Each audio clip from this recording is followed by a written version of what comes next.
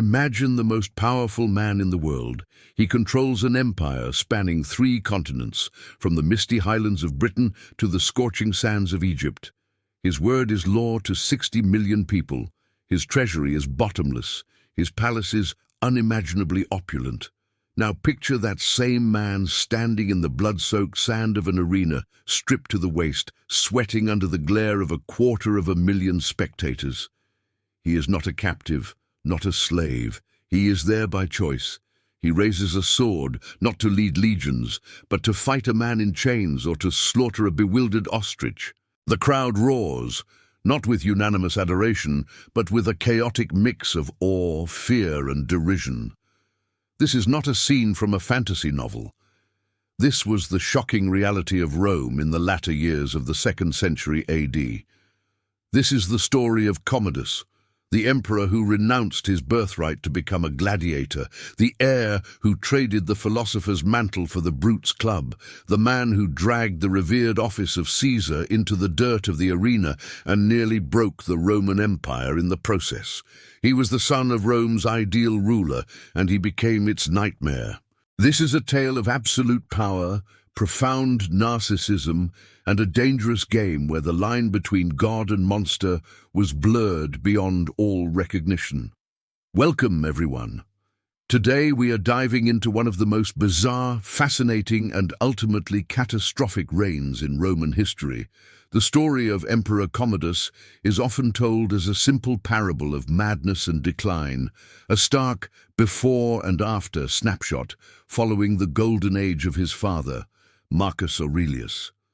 But to label him merely mad is to miss the profound, terrifying lesson his life represents. Commodus's story is a complex tapestry woven with threads of privilege, paranoia, psychological unraveling, and the intoxicating, corrosive effects of unchecked adulation. It is a case study in how a system built on one man's absolute authority can be hijacked by that man's deepest pathologies. He was not an invader who sacked Rome, nor a general who lost a great battle. His weapon was his own ego, and his battlefield was the very psyche of the Roman state. He redefined what it meant to be emperor, not through reform or conquest, but through a relentless, spectacular, and deeply unsettling performance. He challenged the core Roman values of dignitas, dignity, and gravitas, seriousness, with a very public obsession with infamia, the disgrace associated with actors, gladiators, and entertainers. To understand Commodus is to understand a pivotal moment where Rome's stability, shaken by plague and war, was pushed to the brink by the man sworn to protect it. We will explore his sheltered upbringing under the shadow of a legendary father, his rapid abandonment of imperial duty, his metamorphosis into the self-styled Hercules reborn, and the chilling final years where the Senate trembled, the Praetorian Guard plotted, and the Colosseum became the chaotic heart of the Roman Empire. This is more than a biography. It's an investigation into the fragility of power and the spectacle of its collapse. Our story begins not with chaos, but with the highest of hopes. Lucius Aelius Aurelius Commodus was born on August 31st, 161 AD, in Lanuvium, a town near Rome. He was the son of Emperor Marcus Aurelius, the Stoic philosopher-king immortalized in his work Meditations, and Empress Faustina the Younger. He was, quite literally, born in the purple, a porphyrogenitos, as his father was already co-emperor at the time of his birth. From his first breath, Commodus was the center of the Roman world. Marcus Aurelius, despite his Stoic beliefs emphasizing duty over emotion, doted on his son. He saw in Commodus the secure future of the Antonine dynasty, which had presided over the empire's most stable and prosperous period. The boy was given the title Caesar at the unprecedented age of 5, and was made co-emperor, or Augustus, at just 16 in 177 AD. His education was entrusted to the finest minds of the age. He was surrounded by tutors teaching him rhetoric, philosophy, law, and military strategy, the complete package for a Roman ruler. But here lies the first critical tension. While Marcus Aurelius was on the northern frontiers, fighting the grueling Marcomannic Wars for over a decade, Commodus was raised in the unparalleled luxury and safety of Rome. His father's letters and meditations reveal a man deeply concerned with virtue, responsibility, and the burdens of power. Yet, physically and experientially, he was distant. Commodus learned about duty from scrolls and tutors, but he did not experience it firsthand alongside his father in the muddy, bloody camps of the Danube. He inherited the title of emperor, but was insulated from the grinding, humble work that defined Marcus's reign. Furthermore, the court around the young prince was one of intense sycophancy. Everyone, from senators to freedmen, would have praised his every utterance, laughed at his mildest jests, and treated his most basic accomplishments as signs of divine genius. This created a psychological environment where reality was perpetually bent to his will. He was taught that he was special, destined, godlike, but without the counterbalancing grounding force of his father's stern, practical philosophy. The stage was set for a disconnect between the immense responsibility he held and his understanding of what that responsibility truly meant. In 180 AD, Marcus Aurelius died at the military camp in Vindobona, modern Vienna. The 18-year-old Commodus was now sole emperor of the Roman world. His first major act was shocking, and it set the tone for everything that followed. Against the advice of his father's seasoned generals, Commodus quickly negotiated a peace settlement with the Germanic and Sarmatian tribes his father had been fighting for years. Historians have long debated this decision. Some frame it as a cowardly retreat, a boy wanting to return to the comforts of Rome. Others suggest it might have been a pragmatic move. The wars were expensive, and the empire was weary from both conflict and a devastating plague that had ravaged its population. The peace terms were not a disgraceful surrender. They established buffer zones and brought some tribes into the Roman fold as allies. However, the symbolism of the act was devastating. For Romans, the emperor was first and foremost the imperator, the supreme commander. His legitimacy was rooted in military prowess and the expansion or defense of the realm. Marcus Aurelius had embodied this, suffering with his troops on a harsh frontier. Commodus, by turning his back on that frontier at the first opportunity, sent a clear, unsettling message. The traditional, martial path of the emperor was not for him. He was not interested in earning glory through hardship or strategy. He was leaving the hard work of empire to others. He was, in effect, abdicating the core military aspect of his role before he had even properly begun. This retreat to Rome was not a return to administrative duty. He did not immerse himself in the day-to-day governance of the provinces, the judiciary, or the complex Roman bureaucracy. Instead, he retreated into a world of pleasure and, increasingly, fantasy. The real work of running the empire was delegated to a series of powerful prefects and advisors, most notably the Praetorian prefects, first Sextus Tigidius Perennis, and later the freedman Marcus Aurelius Cleander. This created a power vacuum at the center, filled by men who often ruled for their own gain, corrupting the administration and alienating the Senate and military. Commodus was the source of all power, but he was not wielding it. He was letting it be wielded in his name, while he pursued other interests. Isolated in Rome and disengaged from governance, Commodus's world began to shrink and distort. The first major crisis came in 182 AD, with a botched assassination plot led by his own sister Lucilla. Lucilla, who had once been an empress herself as the wife of a previous co-emperor, felt her status diminished by Commodus's wife, Brutia Crispina. The plot was clumsy and failed, but its impact on Commodus was profound and permanent. It confirmed his deepest, most paranoid suspicions. Everyone was out to get him. The trusted circle around him, even his own family, could not be trusted. This triggered a brutal purge.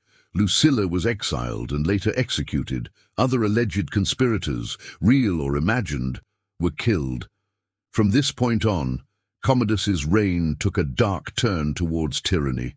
He saw treason everywhere. This paranoia was the fertilizer for the growth of a court dominated by yes-men and opportunists who fed his fears to eliminate their own rivals. It is in this context of disengagement, paranoia, and a search for a new source of legitimacy that Commodus's transformation truly accelerated. He could not be, and did not want to be, a philosopher-king like his father. The military path had been rejected, so he began to construct a new identity, one built not on duty or service, but on divine right and physical prowess. He started to explicitly associate himself with Hercules, the demigod son of Jupiter, Zeus. This was not entirely novel. Emperors had often linked themselves to gods, but Commodus took it to an obsessive, literal extreme. He began to appear in public dressed as Hercules, wearing a lion skin and carrying a club. He had statues erected across Rome, depicting him with the attributes of the hero.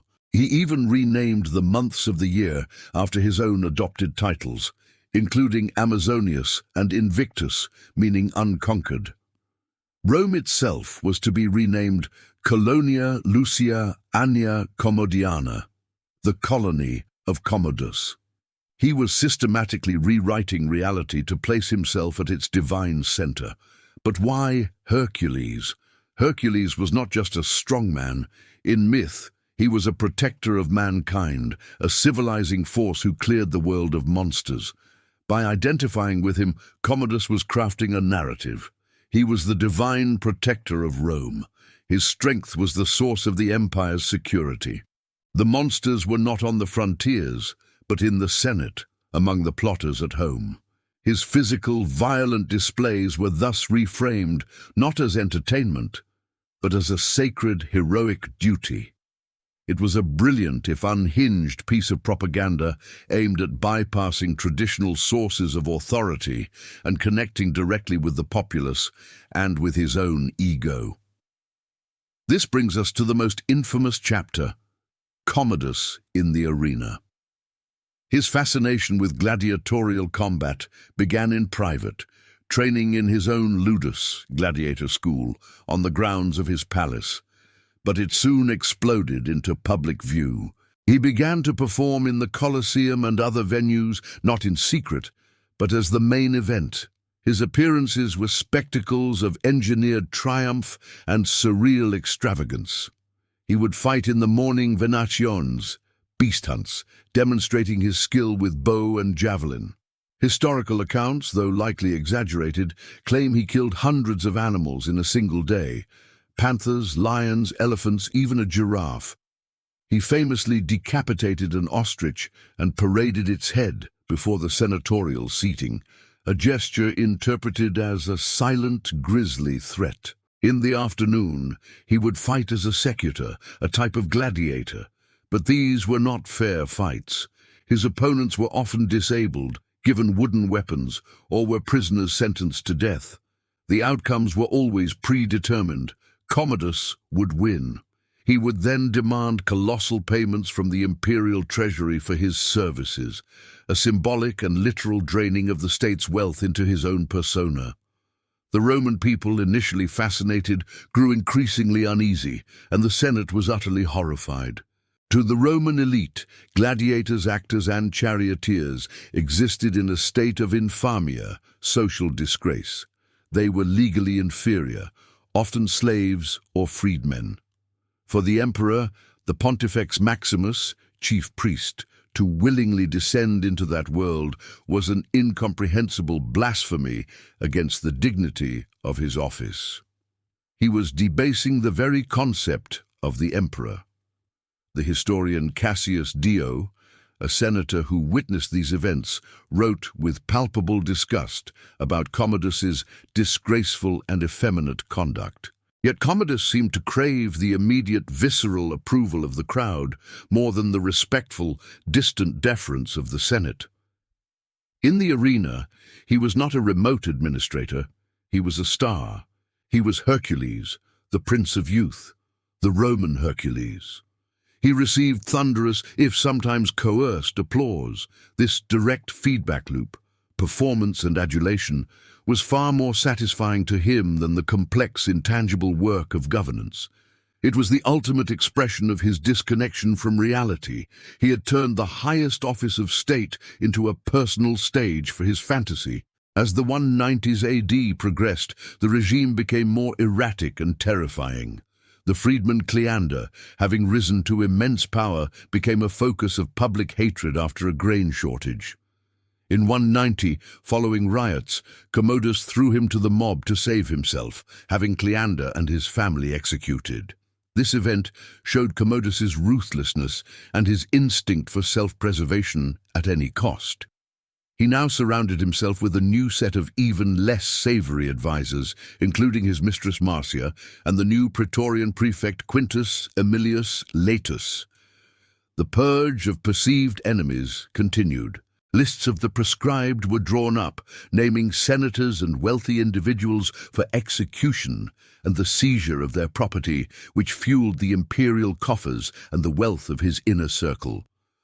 Commodus's plans for a grand New Year's Day spectacle in 193 AD were the final straw. He intended to march from the gladiatorial barracks to the Senate House, dressed as a gladiator, and then assume the consulship. This was the ultimate insult, to formally take up the Republic's highest elected office while publicly proclaiming himself a slave-class fighter. It symbolized the complete submission of the ancient Roman state to his personal will and delusion. His inner circle, Marcia, Laetus, and his chamberlain Eclectus, realized the situation was unsustainable. The emperor's madness was now a direct threat to the empire's stability and, crucially, to their own survival. If the Senate or the Praetorian Guard revolted, they would be the first to fall. On December 31st, 192 AD, they acted. According to the most famous account, Marcia first tried to poison Commodus. When he vomited up the poison, they sent a professional wrestler named Narcissus to his bath, who strangled the 31-year-old emperor to death. The death of Commodus was met not with mourning, but with profound relief by the Senate. They immediately declared damnatio memoriae, the condemnation of his memory. His statues were torn down, his inscriptions erased, his name scraped from public monuments. They declared the elderly, respectable senator Publius Helvius Pertinax as the new emperor, hoping to restore dignity and traditional rule. The Senate's first act was to symbolically free the Roman people from the tyranny of Commodus's spectacles and insanity. So, what are we to make of Commodus? He was not a simple lunatic. His story is a tragic arc of a man utterly crushed by the weight of an inheritance he never asked for and was psychologically unequipped to handle. Sheltered, sycophanted, and traumatized by early plots, he retreated from the difficult reality of empire into a self-aggrandizing fantasy where he was a divine hero. The arena became the perfect metaphor for his reign, a controlled, violent, spectacular environment where he was always the victor, where complex problems were reduced to a simple contest of strength, and where the messy, nuanced work of politics was replaced by the immediate roar of the crowd. His reign exposed a fatal flaw in the principate system Augustus had created. When absolute power is vested in a single individual, the health of the state becomes perilously dependent on the character and mental stability of that individual. Marcus Aurelius, the good emperor, was an exception. Commodus, in his narcissism and disengagement, represented a far more likely outcome of unlimited, unchallenged power. He didn't just fail to rule, he actively dismantled the dignity of the office, corrupting the administration, terrorizing the elite, and reducing the symbol of Rome to a performer in a bloody circus. His death did not bring peace. The year of the 5 emperors that followed, 193 AD, was a brutal civil war, sparked by the power vacuum and precedent of violence he left behind. The stable Antonine era was well and truly over, foreshadowing the greater crises of the 3rd century. Commodus, the gladiator emperor, did not destroy Rome with an army, but he struck a deep blow to its political soul, proving that an empire could be wounded just as severely by the madness at its center as by any barbarian at its gates. From the philosophical heights of Marcus Aurelius to the spectacular depths of the Colosseum sand, the reign of Commodus remains one of history's most compelling cautionary tales. It's a story about the corruption of absolute power, the danger of inherited privilege without earned wisdom, and the shocking spectacle that ensues when a leader confuses performance for governance and personal fantasy for national destiny. He was a man who had everything the ancient world could offer and chose, instead, the infamia of the arena, leaving behind a legacy not of conquest or law, but of a single lingering question. What happens when the most powerful man in the world only wants to play a part? What did you think of Commodus's story? Was he a madman, a product of his circumstances, or a calculated tyrant using spectacle to control the masses? Share your thoughts in the comments below. The debate about his true nature is one historians have had for centuries. If you want to dive deeper into the fascinating world of Imperial Rome, be sure to like this video and subscribe to the channel. Hit that notification bell so you don't miss our next deep dive into history's most incredible figures and events. Thanks for watching, and we'll see you in the next one.